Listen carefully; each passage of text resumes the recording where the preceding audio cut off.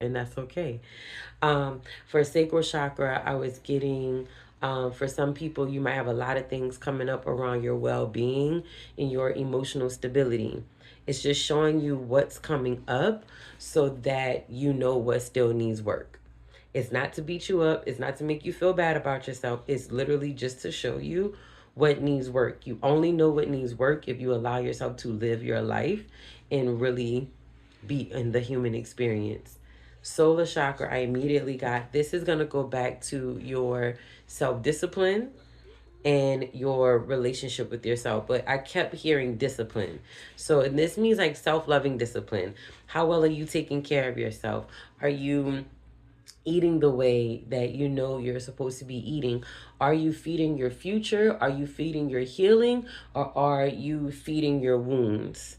Right? So are you going back into those old eating habits, feeding your wounds of not enoughness, feeding your wounds of still not feeling validated, still wanting to be loved in a certain way? Or are you feeding your body wholeness and medicine and energy that's going to help you activate the love that's down on the inside of you? So spirit is really like, look at how you're feeding yourself and look at what you're feeding. Are you feeding your wounds or are you feeding your healing?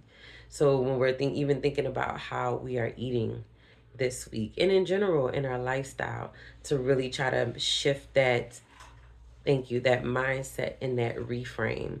Okay, so for crystals, I immediately heard like for root chakra, this is the time to pull out the black obsidian, the black tourmaline, the red jasper, those crystals that's gonna go in there and get to work and get you where you need to be. Okay, that's gonna go in and go right into that negative energy, right into that heaviness, right into getting you grounded and helping you remember why you started, helping you remember that your wholeness and your ascension is the end goal.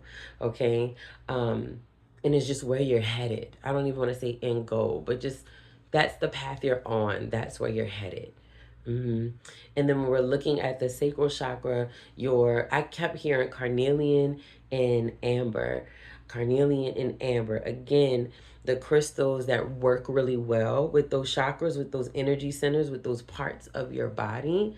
Again, to go in and knock out the wounds, knock out the stagnancy that's just coming up for you right now.